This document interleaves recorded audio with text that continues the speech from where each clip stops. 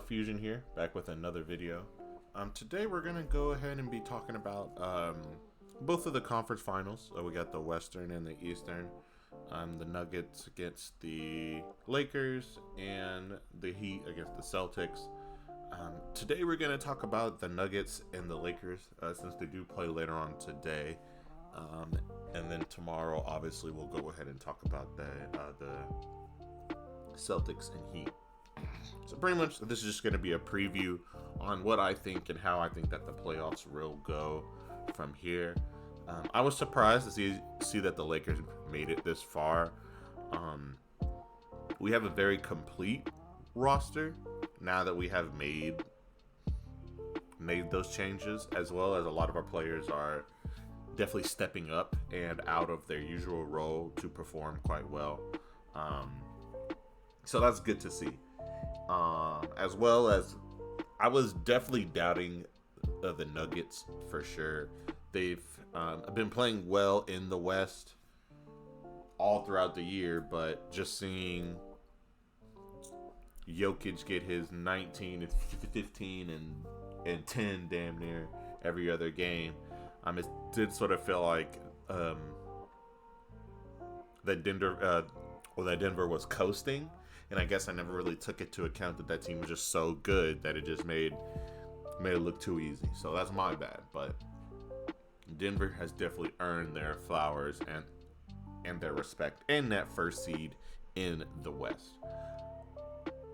That being said, I think that the Lakers have a great matchup. I think that the Lakers were made perfectly for playoff time.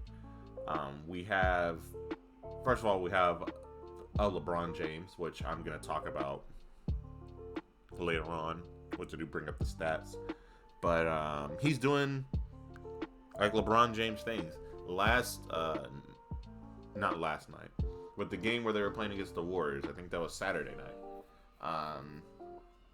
You saw a different type of LeBron that we haven't seen in a while, as far as in this series. We saw LeBron attacking a whole lot more. He has been playing mostly off of the ball this series and a lot of the last series because Anthony Davis always had a favorable matchup. This series, I felt like, again, it would be perfect for AD, but he just hasn't been performing that well. Well, that last game, he really didn't perform that well. So we saw LeBron actually take over. I appreciate when he does that, and he does a great job when recognizing when to really take over and when to defer to his team.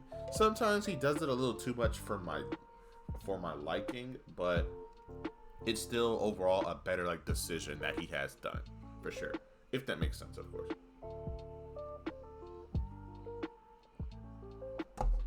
My bad, I had to get a sip of water. But he's a great leader, and I think he's just going to play better the farther we go into playoffs because he has that experience. He is playoff bred. He is one of those players that will play great no matter what situation in the playoffs. And we'll have a few games where he just isn't, but that's just basketball. So, and this is going to be very important for Anthony Davis. He's playing against Jokic, a possible, second in the MVP race. I think should have been first, I feel like, but he's not. Again, just like I stated, I feel like a lot of people took for granted his involvement in this Denver team. I think this could have been another MVP for Jokic. And we're seeing it now in the playoffs. Joel Embiid didn't perform, and he blamed his teammates. He said it's just not him and James Harden playing out there. Tyrese Maxey wasn't the most consistent player on their team during that playoff series. And eventually someone's going to have to call out Tobias Harris. Because I'm getting tired of him being the X factor and never being a factor. That's so irritating. So, shout out to Jokic. Shout out to the Denver team. I think this is going to be a great series. I think it's going to 6 games. It could go to 7, but I have the Lakers coming out because I think Anthony Davis is going to have to prove something to everyone, and he might just step up to it. So that's all I'm going to say there. Now let's go ahead and go through the roster. I think this is where a lot of my points can be proven. What was I about to say? Anyway, okay, I lost my train of thought. Anthony Davis, he's currently averaging 21, 14, and 3. The 14 boards are great. I love seeing that from Anthony Davis.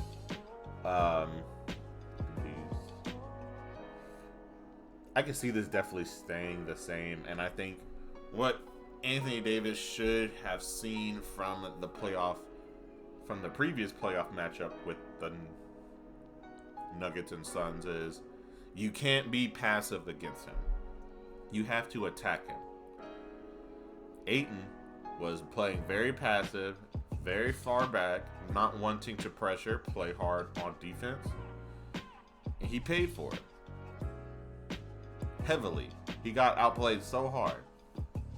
So that's all on him.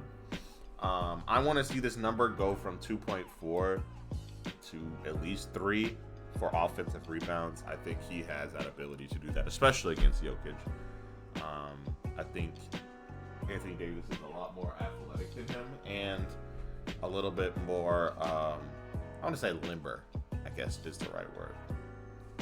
So yeah, I could definitely see that going up. But I think offensively, Anthony Davis is going to take a hit because he will have to play harder on defense, I think. So yeah, that's my thoughts on Anthony Davis in this matchup. I'm going to sum up these three right here in just this one quick little rapid fire thing, because I'm not just going to go through all of the players. 15, 16 here from Austin Reeves and D'Angelo Russell. D'Lo was starting a lot of this series, and Schroeder, I think he just started the last game. But I like these guys. They play, well, these two more so than D'Angelo Russell. They play both sides of the ball effectively and efficiently. They can hit some threes when needed, but they both know how to attack. I think Austin Reeves has a good first move off of his dribble. He knows how to take advantage and take what the defense gives him. And a lot of the time, it's off-foot floaters or quick little layups, and he'll hit a couple threes here and there. And I like his game. It sort of does what D'Angelo Russell does as far as like taking what the defense gives you. But D'Angelo Russell, I think, is a better 3-point shooter. Obviously, like the stats show different, but he takes one more to his So, but I think that D'Angelo Russell takes worse shots. He'll take a contested 3 over an Austin Reeves pump fake to the basket. That, I think, is their difference. But I also believe that D'Angelo Russell knows how to slow down the offense in the half court, and I think that is sometimes what the Lakers need. And they've always had a point guard who could slow down like the pace. We had Rondo in the bubble.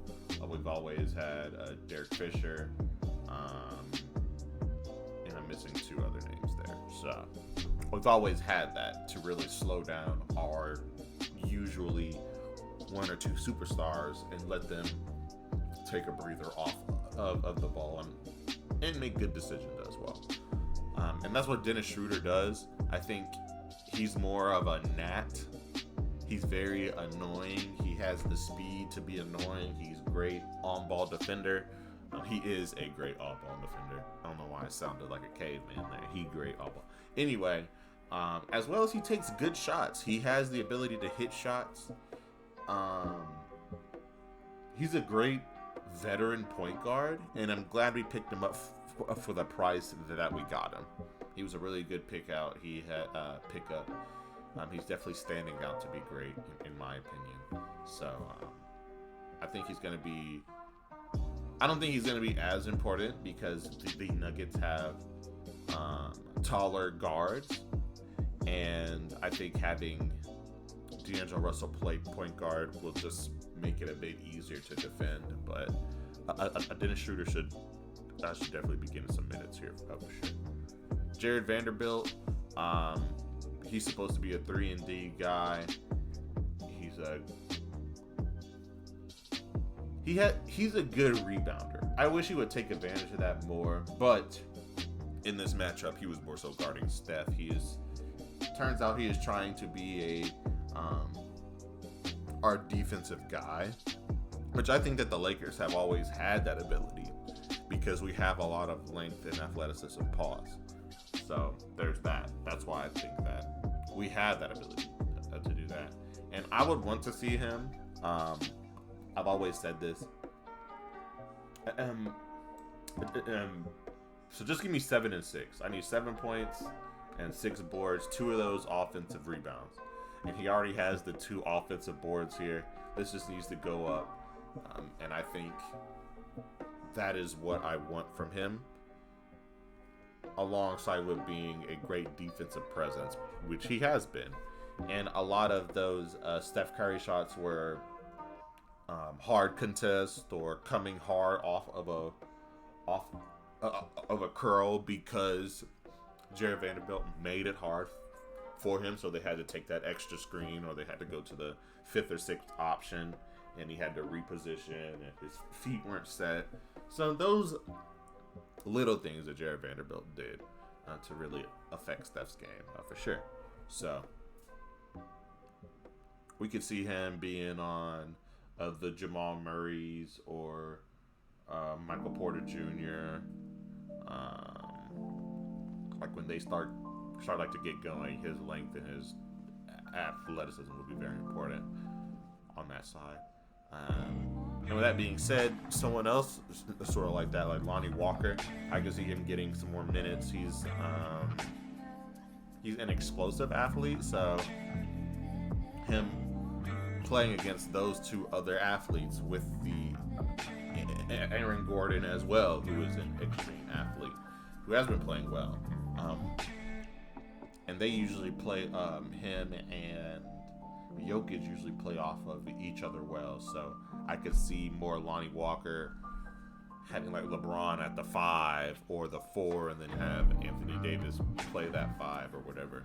A much smaller lineup. Have Rui Hachimura as well coming off, and let him be in that starting lineup as well to provide even more length. Pause. So I could definitely see that happening as well. And we're going to go ahead and actually head on to Rui Hachimura. I'll talk about LeBron right after, because everyone else really doesn't matter. So Rui, he is our bench scorer, one of our most important offensive weapons. He can shoot the ball quite well from 3. He's shooting the best on the team with 53%, which is crazy.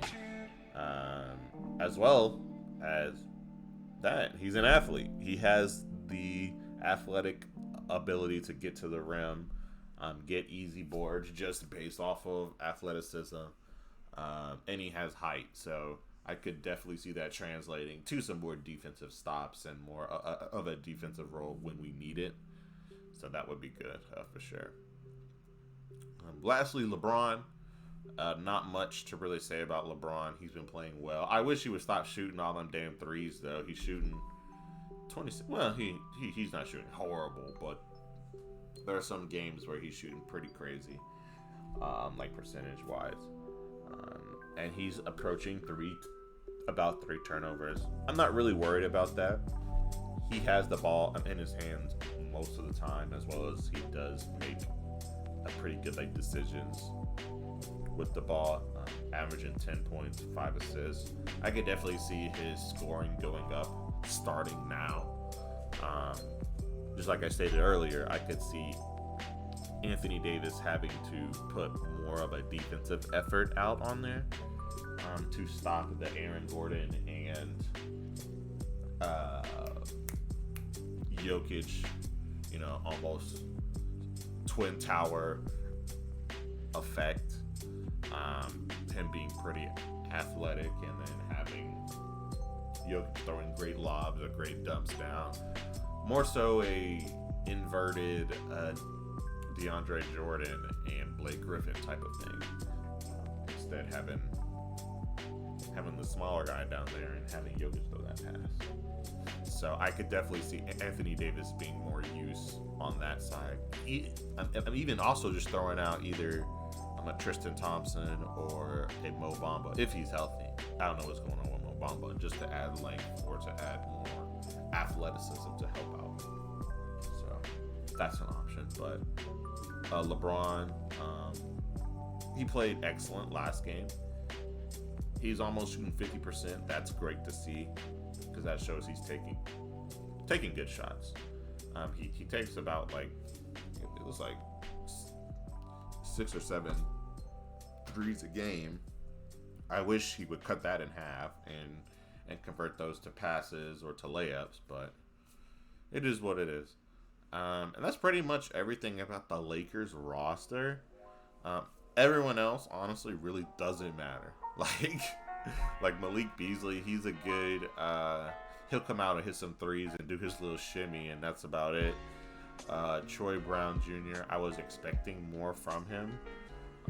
He can hit the three pretty well, but other than that, I feel like he's a non-factor.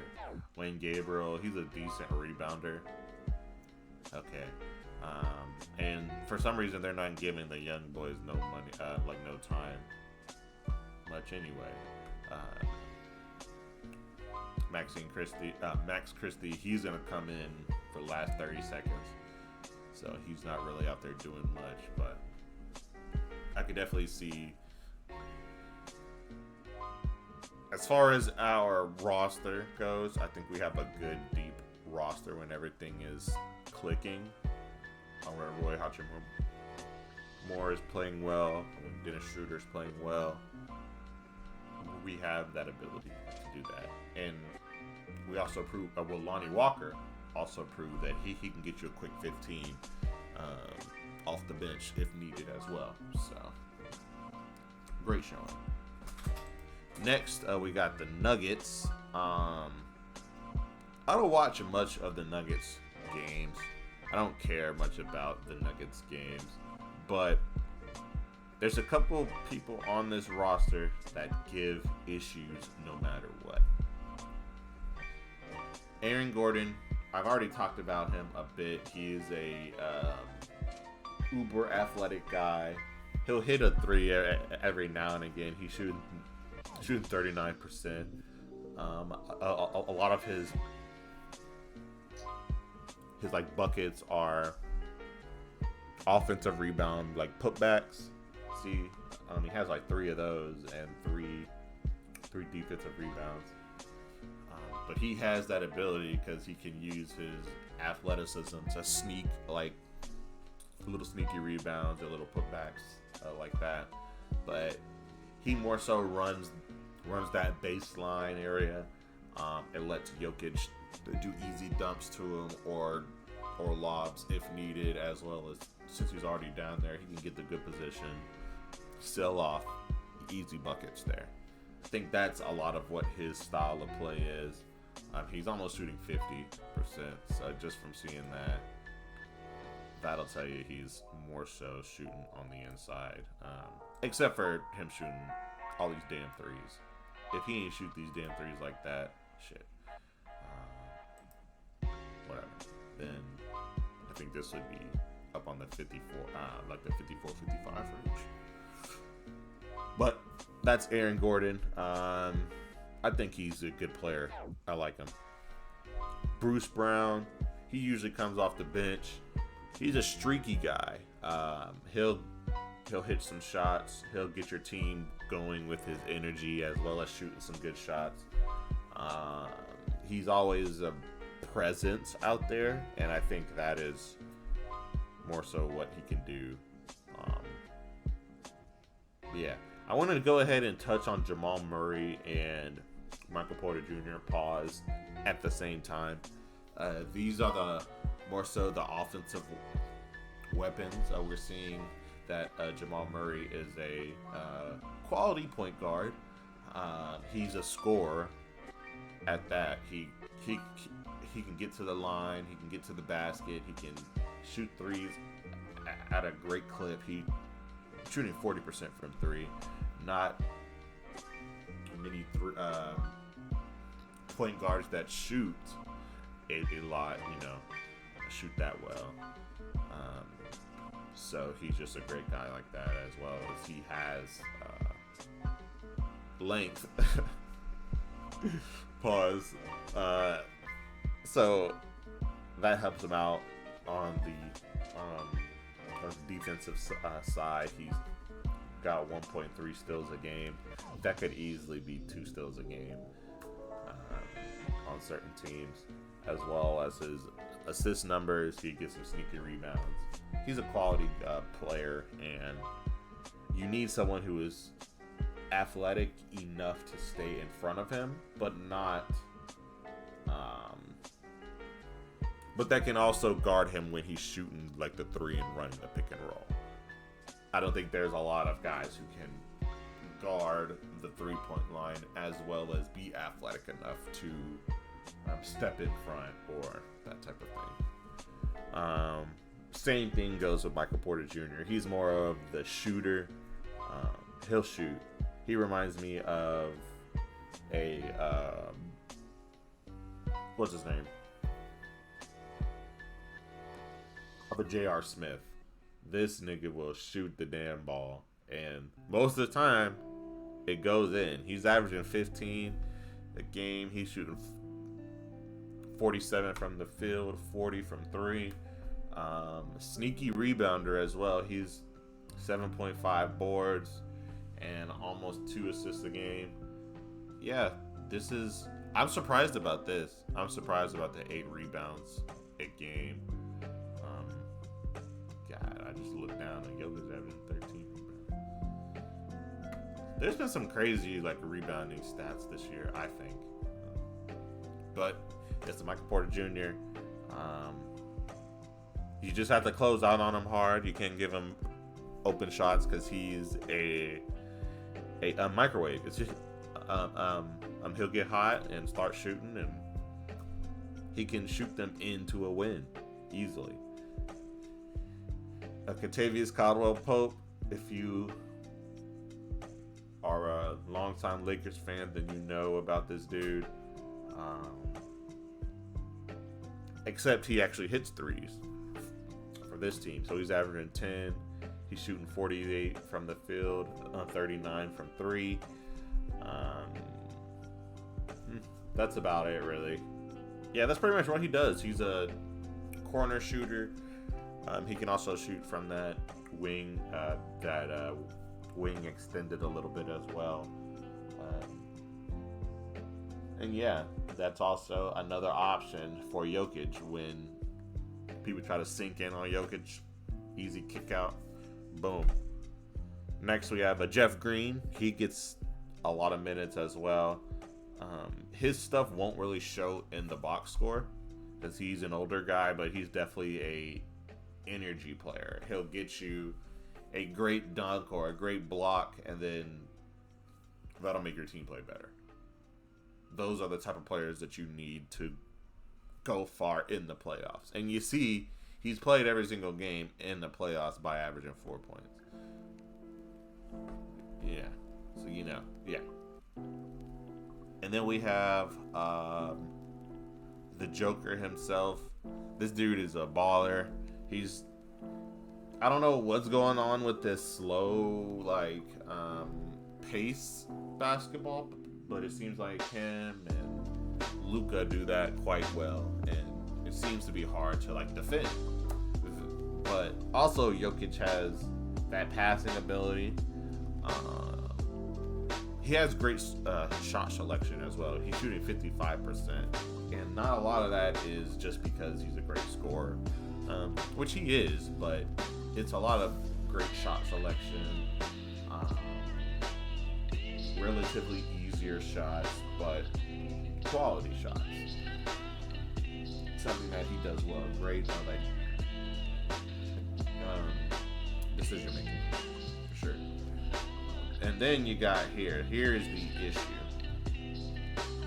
4.2 offensive rebounds a game. So that's possibly 8 to 12 extra points. And that could be an easy kick out for a 3, or he'll just go back up with it. That's 13 rebounds a game. We need to crash the boards.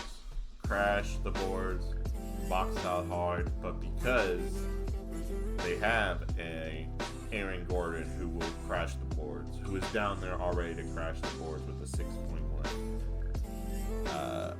Michael Porter Jr., who is a ball hog, so he's trying to get the ball all the damn time, crashing the boards and trying to go coast to coast with it. So you see those patterns. Jamal Murray as well, crash the boards and then run. It seems like that is what their play is with Aaron Gordon, Michael Porter Jr. You got Jokic, who could throw the baseball pass if needed.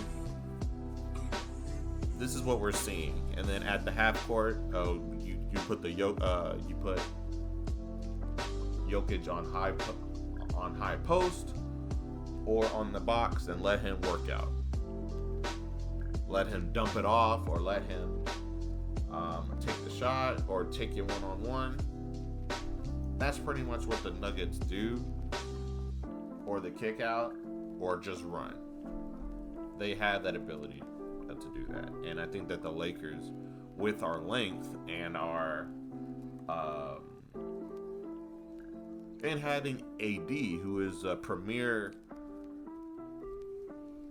defender and big man. So Jokic is going to have to work on the defensive side as well. You see, he's still a great rebounder on the defensive side. So you got to be able to try to get around him. He's not a shot blocker, so that's always been his weakness. He has maybe a block a game. But if you can try to beat him on the offensive side and then slow him down on the defensive, I think that we have a solid chance. And I think only Anthony Davis can do that in this league right now.